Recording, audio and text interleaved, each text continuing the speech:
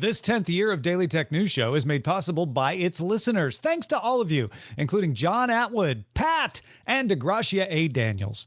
Coming up on DTNS, Bodie from the Kilowatt podcast tells us the hot EV trends he saw at CES and how satellite internet is poised to sweep across the world.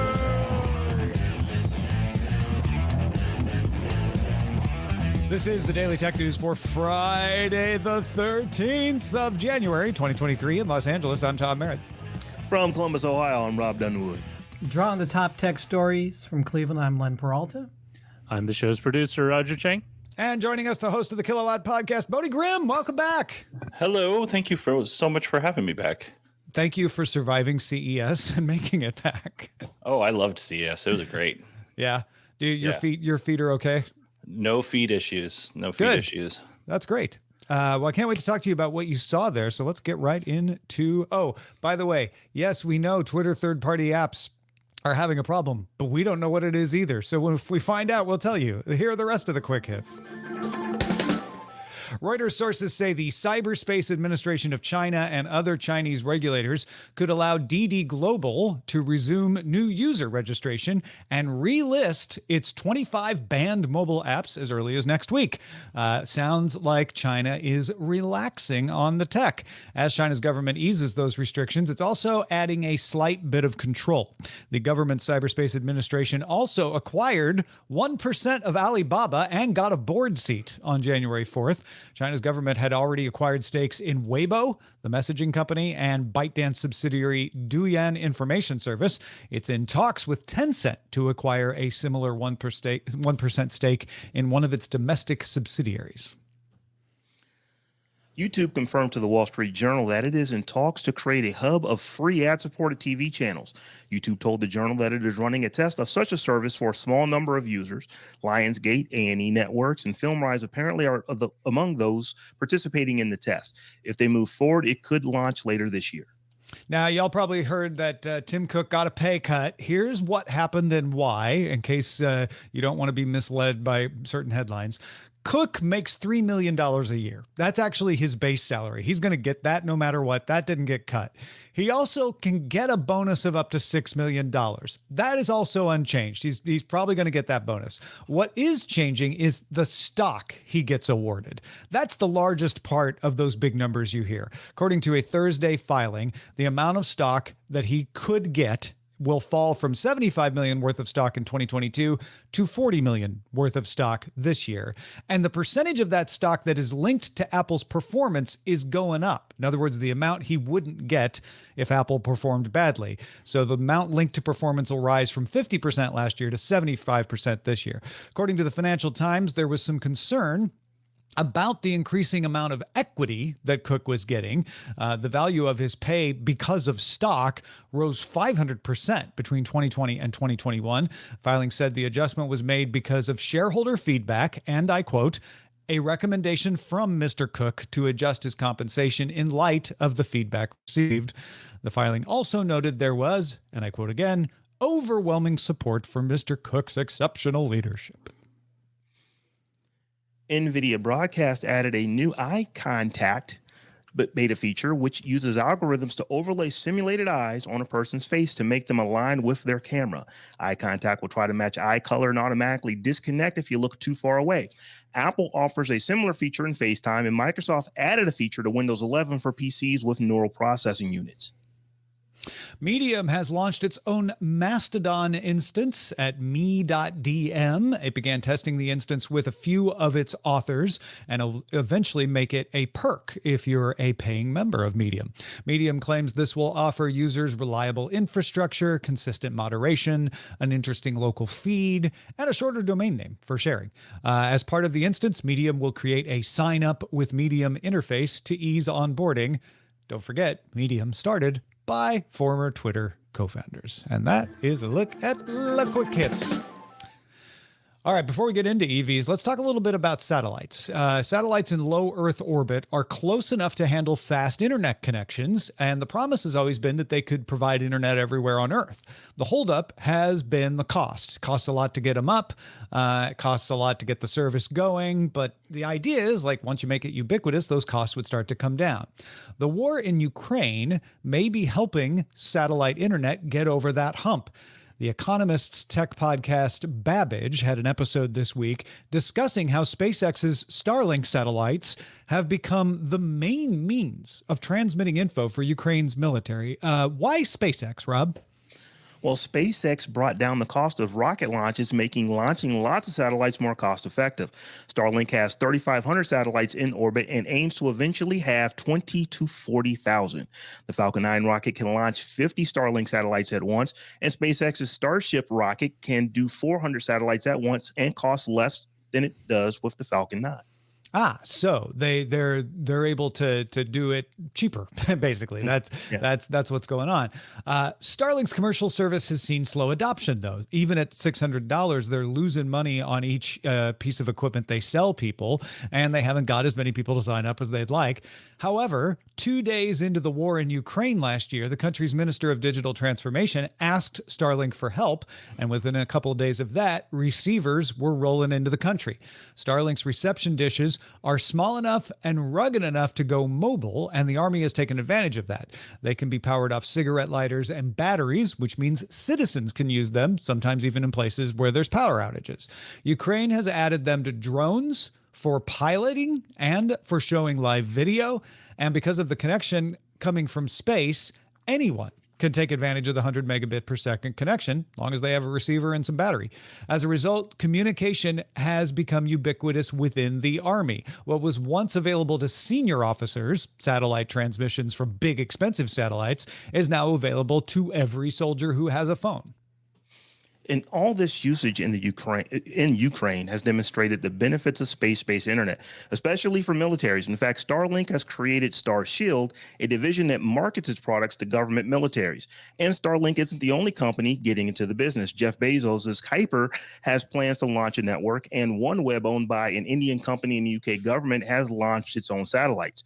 Countries are also looking at launching their own systems since they want to control them. Taiwan is in talks with investors. Russia announced plans to launch 270 satellites, and China is well along in its plans.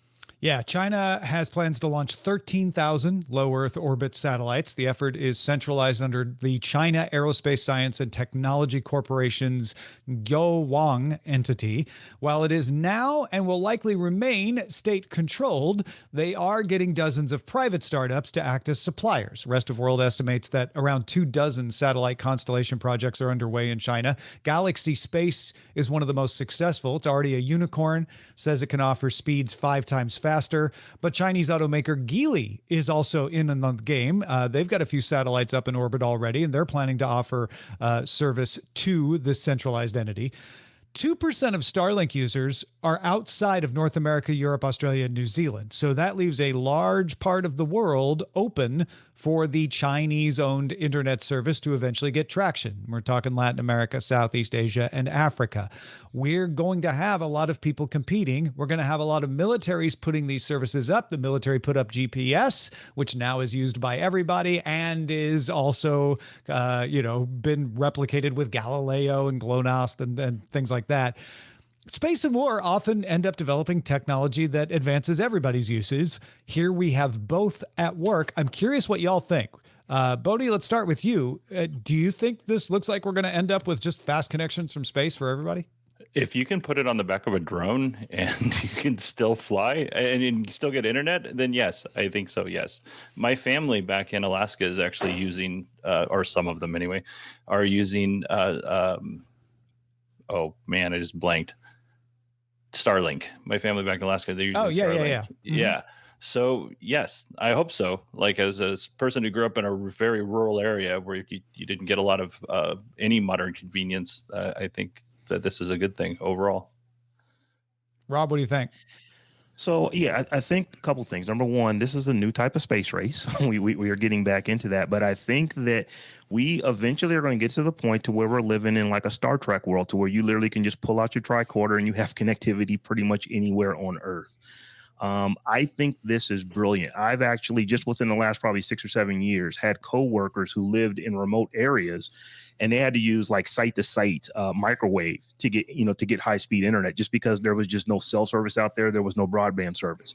So I do see Starlink and other companies like it actually just making internet access more available to more people, and it looks like at less cost. It's expensive, but it's not as expensive necessarily as having somebody dig a trench to bring broadband to your house.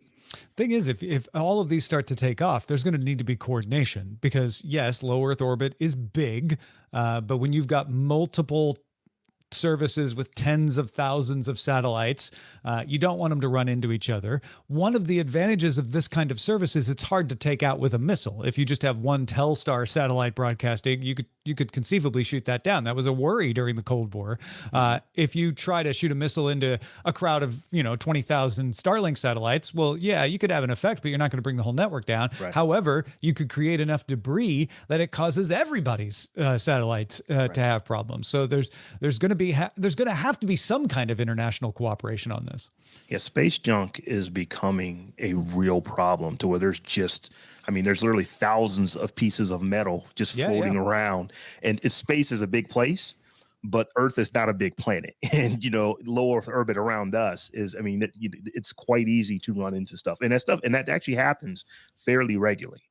Yeah, when Russia tested a missile bringing down one of their own satellites, there was a lot of anger over them, breaking their word, breaking treaties, possibly, et cetera, et cetera. There was plenty of worry about, like, we don't care whether you broke your word or a treaty or anything else. You just created a bunch of debris and a bunch of headaches for a bunch of other people because you did that. So it's a big part of this too. Wednesday, the U.S. National Transportation Safety Jennifer Homendy told the Transportation Research Board in her keynote address, "I'm concerned about the increased risk of severe injury and death for all road users from heavier curb weights and the increasing size, power, and performance of vehicles on our roads, including electric vehicles." EVs can be heavy because of their batteries. The Ford F-150 Lightning is 2,000 to 3,000 pounds heavier than its non-electric version. The GMC Hummer EV has a curb weight of 9,053 pounds. Its battery pack weighs as much as a Honda Civic, and that's a problem. Yes, Big problem. because a heavier vehicle causes more damage in a crash, and if you got two heavy vehicles, that's a lot more damage because they're both heavy, and then that is made more complicated by speed because the faster they go, the more damage that happens there. Vehicle power has increased 20% since 2004, meaning you've got more potential speed, not just more potential weight.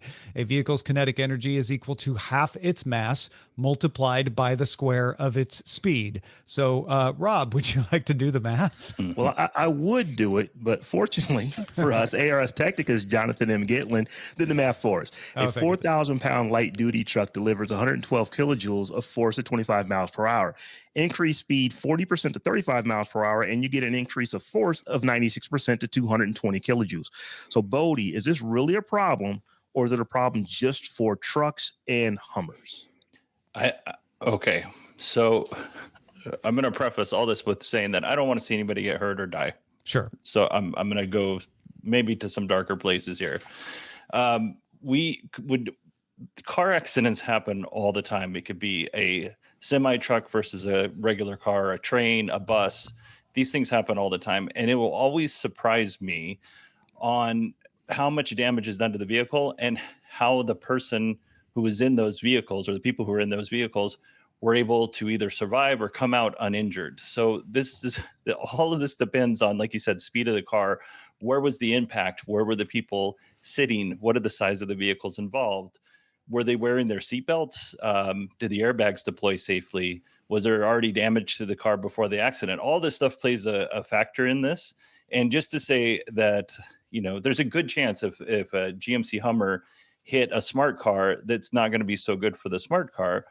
But in reality, we don't know because weird things happen all the time. I was actually on a call a couple of years ago where a BMW ran through a stoplight and hit a pickup truck. And unfortunately, the driver of the pickup truck died, but it separated the cab from the bed. Like it was a Wow. horrific accident. And the cab was a long way away from the bed.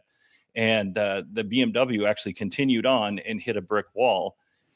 The people in that car, while they were injured, they weren't seriously injured. So all of this stuff is almost like magic. You know, you don't know what is going to happen. You can guess, right? But you'll just respond to accidents that you think, well, this is going to be a normal accident, and it's small, and then you might have a fatality or somebody seriously injured. And safety equipment adds to the weight. Maybe not as much as batteries do, but the Ars Technica article makes a good point of talking about how even the weights of things like not PT Cruiser, maybe PT Cruiser, but those small little cars has been going. Mini Cooper, I think, is what they were talking about, has been going up.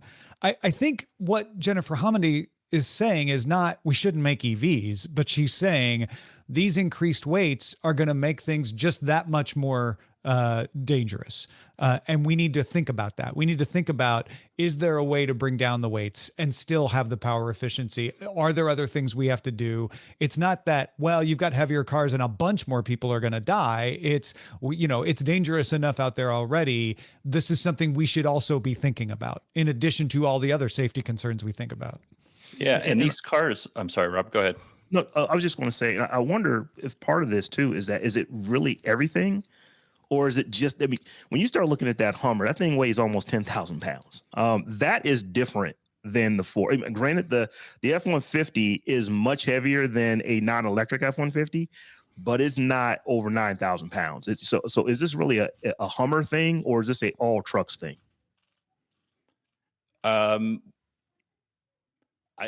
I still don't think it's an anything thing. I think that there's so few Hummers on the road right now, and even when they get up to full production, there's going to still be not that many. It's a very expensive vehicle. Now, that's not to say that we shouldn't be worried about concerned about accidents. I agree 100% with this person. We should be thinking about it. But modern cars are already designed to absorb the impact so that the energy from that impact goes around the cab. And there's crumple zones, and the cars, when they get in an accident nowadays, they just look like they're just beat to heck. And the reason why is because that's how they absorb that energy to keep the occupants in the car safe, with the addition of airbags and stuff like that. To your point, Rob, the 93 Mini Cooper was 1,400 pounds. The 2023 electric Mini Cooper SE, 3,144 pounds. So the weight issue is going to be there for a lot of cars, not just for trucks. But yeah, whether that is as significant of an issue or not as all these other things, I'm listening to you, Bodie. Hopefully it's something we're adapting to, and that we're planned for with our current safety measures. Hopefully the technology in these new SUVs will be there so that they can help you avoid accidents, or at least avoid more of them. I know that's never going to be a complete, remedy, but hopefully when these things are giant robots driving each other, they will know how to not hit each other. I agree. Yeah. Well, folks, let's lighten things up and chat away on social about what we had for lunch. You can get in touch with us and the rest of the DTNS crowd at DTNS Show on Twitter, DTNS Show on Twitter, available on your third-party app whenever it comes back. Daily Tech News Show on TikTok, and DTNS Pix, DTNS PIX on Instagram. Tesla cut prices of its vehicles by up to 20%, depending on which model you're looking at this week. There are loads of reasons why they did that, of course, but one of them is competition. There are more competitive EVs out there than ever, and you could see a lot of them at the Consumer Electronics Show last week. Everyone from big automakers like Ram and Mercedes-Benz to a bunch of startups had something on offer. Bodie walked the floors looking over the latest EV developments. Bodie, what are some of the things you found most interesting? Well, first of all, last time I was on, we talked about VinFast, which is a Vietnamese company that brought an electric car to the United States within a year. They they actually delivered 999 in 2022. So that's pretty impressive.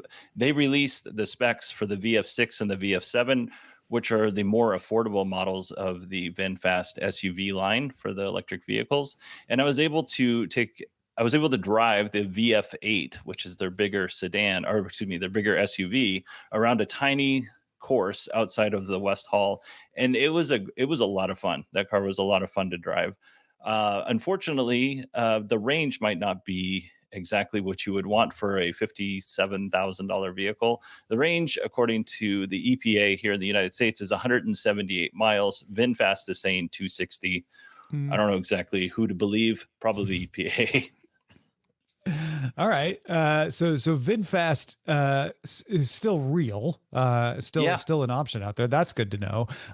What about the reality of solar powered cars? We've talked about Lightyear before as well. Yeah, Lightyear is a Dutch company, and I was talking to one of the reps, and I was like, "Hey, you know what? I think this is a cool car, but I'm super disappointed that this thing is so expensive." And he said, "Well, we only built this car so that we could build the more affordable car, the Lightyear 2." And that is what spurred me to actually get an interview with this guy, because it changed my whole perspective of the company. Because I want everybody to be able to own electric vehicles, not just people who can afford a $250,000 vehicle. So the Lightyear, like you said, has solar panels all around the vehicle. It also has in-wheel hubs on all four wheels, which means that the electric motor is in the hub itself, and you don't lose any efficiencies transferring power from a motor to the tires. The motor is in the tires. So these solar panels will also provide up to 43 miles of charge a day. And in the Netherlands, it's quite cloudy, and they said that this number is pretty accurate for them. The practical range is 621 miles, which is 1,000 kilometers. And when they say practical range, it means you're going to charge up the car and then you drive around. And as you drive around and are parked outside the grocery store, it's charging up. The battery won't let you go 621 miles. The battery will only let you go 347 miles or 560 kilometers. But as you're driving, you'll add range by the sun. That's cool. Yeah. And I think Aptera is another company that does this. And Sono is a company in Germany that does this as well, and they offer a $35,000 affordable Okay, car. so we none of us are on this show anyway. Well, maybe Rob are going to pay for the $250,000 car. Sign me up. But how much is the Lightyear 2 going to run us again? The Lightyear 2 is $40,000, and they actually had it. It was like behind this wall, and you could go back and look at it. And they had these slits that were about a half an inch. So you'd have a half an inch of wood, and then a half an inch of blank space, so you could look at the car, and then another half an inch of wood. So you really couldn't get a good look at the car. But the very small amount that I could see, it looked like a good looking car. All right. And did they have any idea when? This summer, I believe, is when they're planning on coming out with that. All right. What about motorcycles? Speaking of hubless. Yes. So I spoke with the CEO of Finnish company Verge Motorcycles, and they have a hubless tire as well, or excuse me, a hubless motor as well in the rear wheel. This vehicle looks like it should be owned by Batman. It is awesome looking. Like I am not responsible enough to own a motorcycle. I know that, but if I was responsible enough, it would be this motorcycle. The batteries actually sit in where the internal combustion motor would be on a normal motorcycle. So this just a very nice compact bike, and it is sporty. Very jealous of people who get to ride motorcycles. It starts at 107 horsepower. Do you want me to give you the ultra specs or just the regular specs? Well, yeah, give us the range and the dollar amounts. Okay, so for $26,000, $26,900, you'll get a 107 horsepower, 155 miles of range. For the next model, 137 horsepower, 217 miles of range, and that'll cost you $29,900. So probably worth upgrading there. But the ultra specs, this is a 201 horsepower, 233 miles of range, and that will be 44,900. And that also gives you 1,000 nanometers of torque. So it's 0 to okay. 60 in 2.4 seconds or something like that. I was going to ask you where that extra $14,000 was going because you didn't get a Yeah. whole lot more range, but that makes sense. You're wanting this for other purposes than going a long way. You're paying for the thrill. Yeah, absolutely. How are these prices for, because I haven't followed electric motorcycles at all. I'm not even sure how many are out there. How do these prices compare? I think they're up a little bit, but from what I can tell, the product is quality. So I can't tell you exactly. I don't cover electric motorcycles all that often, but this one was so compelling to me when I saw it in real life. I was like, I got to talk to these folks, and I waited for about 25 minutes to interview the CEO. I can't remember his name off the top of my head now, but yeah, really nice guy. Yeah, nice looking bike. All right, there were also not cars, not even motorcycles there. You saw a boat. Yes, the Candela C8 is a 24-foot electric boat, and it has hydrofoils. So normally when a boat is traveling through the water, it has to push that water out of its way, and it's not going to get very good range. It's not very efficient that way. So the hydrofoils actually are deployed, and they act like wings. And so as the water flows over to the hydrofoils, it lifts the boat out of the water 2 to 3 feet, and through the computer, it's able to steady itself. So you're not going to get that choppy ride. You're going to get a nice smooth ride in up to 4-foot seas. And also because it is up and out of the water, that creates more efficiencies. And at 28 knots, you're going to get about 52 miles of range with this. And this is a very small 48 kilowatt hour battery. And this is a 28-foot boat. It has in the bow, it has a cabin that will sleep 2. And it's sizable down there. This is a big boat. So it does feel at 52 miles that this is for like going out on the water for the day, not for like traveling. This is for recreational use. Is that right? This is for people who could afford they could afford to bring back a dodo and eat it for dinner. This thing is $395,000 and tops out at like $550. I think it's not a cheap boat.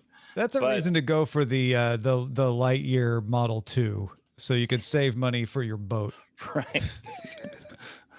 Yeah, no, but the Candela, I was actually very surprised. It's got a carbon fiber body, and it's just really pretty. I actually got excited when I saw it, like a schoolgirl. Nice. Well, I do want to talk to you about some of the other electric related stuff, like the Super Base 5. We'll talk about that more on Good Day Internet. But if you had a real quick top line on that, what should people know? Because we talked about the EcoFlow, but we didn't talk about this one. So this is a battery system that is portable and is modular, so you can build up as you get more money. All right. Good to know. We will have links to all of that in the show notes as well. dailytechnewsshow.com. Let's check out the mailbag. Shane emailed us regarding the story of CNET using some algorithms to write their stories. And in fact, CNET, Connie Guglielmo, the editor-in-chief of CNET, wrote up a nice explanation of like, here's what we were thinking. This is why we're doing it. We're trying out technology. This is how we're evolving our thinking about it. You should go read that as well. Shane says, in reference to your discussion on uses for AI in titling and menial tasks related to podcasting. I was mentioning we use it on Sword and Laser as well. He says, I run an Instagram account for my bird photography, and my least favorite part used to be writing the captions. Now I use ChatGPT to not only generate the captions for the photographs, but it also does a very good job of generating relevant hashtags to go along with them. It has freed up a considerable amount of time and lets me build up a catalog of ready-to-go posts that I can keep in my back pocket. Thank you all so much for the work you put into the show to keep us all updated on what's happening in the tech world. Your show made me much cooler at parties. LOL. Shane, we're putting that on the masthead. Made Shane cool at parties. Yeah, that's good. That's good stuff. And this is great. What a great use of it. Creating captions for your bird photographs, hashtags, and all that stuff. I feel like, Rob, you could do something like that. I tell you what, these large language model AIs are changing how we do stuff. And I know that there's people, oh, you're taking jobs away from copywriters and writers and all this kind of stuff. Well, in the case here, Shane was not hiring a writer to do this. He was agonizing doing it himself. And now he does not have that problem anymore. So I think that, these things are here to stay. They're only going to get better. And we're just going to have to adjust to how we start to use them in our day-to-day work. Absolutely. All right. Somebody who will never be replaced by a machine learning algorithm is Len Peralta. He has been illustrating today's show, possibly with the aid of AI. I have no idea. Len, what have you drawn for us today? Thank you so much, by the way. No, you know what? So EVs are getting too heavy. Here's the thing. It's only 2 weeks into the new year. Can you give these guys a break, please? Okay? If you haven't even gotten a chance to really work out their resolutions. That's a good point. Yeah, just give them a break here. This image is called Heft EV. And you can, if you're interested in this, you want to hang it up in your cubicle or whatever, maybe you work for Ford or something, and you want to, or for the National Transportation and Security Board too, Safety Board. You can pick this up at my Patreon, patreon.com/Len. Just become a member there, or do the old-fashioned way. Go to my store, lenperaltastore.com, which, by the way, I'm open for commissions. If you're looking for me to draw for you, think about it, because it is a new year, and I have my own resolutions as well. So you and the heavy EVs also the have Heft EVs. Yes. Heft EVs. Sorry, my apologies. Robb Dunewood, a pleasure as always, my friend. What do you got going on to tell folks about? It is always a pleasure being here on DTNS, and you guys can find me pretty much everywhere on the web at Robb Dunewood, and please check out my SMR podcast and the Tech John podcast. Those are the other two things that I work on pretty much every week. Yeah, do not miss them. Bodie Grimm, folks should find more of the great information you bring us at your podcast. Where can they go? You can just search for Kilowatt in their podcatcher of choice. I have all the interviews of the products that I talked about today up on the podcast now. I think I have 2 more to do tonight after we get done with this. And then I also had some non-EV stuff that interviews that I recorded. I gave those to Allison for the Nosilicast. So if you're interested, go and subscribe to her podcast, and she'll release those when she feels it's time. Yeah, go to podfeet.com for even more Bodie and Allison, 2 of my favorites together. A special thanks to Dale Guadagna, who is one of our top lifetime supporters for DTNS. Thank you for all the years of support, Dale. You could be the next Dale. Just head on over to patreon.com/DTNS, because if you do, you're going to get the extended show, Good Day Internet. We're going to be talking to Bodie and Robb a little more. You can also catch the show live Monday through Friday, 4 p.m. Eastern, 2100 UTC. More about that is at dailytechnewsshow.com/live. We're off on Monday for the Martin Luther King Jr. holiday in the United States, but we're back on Tuesday with Nica Montford. Talk to you then. This week's episodes of Daily Tech News Show were created by the following people: host, producer, and writer Tom Merritt, host, producer, and writer Sarah Lane, executive producer and booker Roger Chang, producer, writer, and host Rich Straffolino, video producer and Twitch producer Joe Kuntz, technical producer Anthony Lemos, Spanish language host, writer, and producer Dan Campos, news host, writer, and producer Jen Cutter, science correspondent Dr. Nikki Ackermans, social media producer and moderator Zoe Detterding, our mods Beatmaster W. Scottus One, BioCow, Captain Kipper, Steve Guadarrama, Paul Reese, Matthew J. Stevens, aka Gadget Virtuoso, and JD Galloway. Mod and video hosting by Dan Christensen. Music and art provided by Martin Bell, Dan Looters, Mustafa A, Acast, and Len Peralta. Live art performed by Len Peralta. Acast ad support from Tatiana Matias. Patreon support from Dylan Harari. Contributions for this week's show came from Patrick Norton, Scott Johnson, Justin Robert Young, Chris Christensen, and Robb Dunewood. Our guests this week were Robert Heron and Bodie Grimm. And thanks to all our patrons who make the show possible. This show is part of the Frog Pants Network. Get more at frogpants.com. Diamond Club hopes you have enjoyed this program.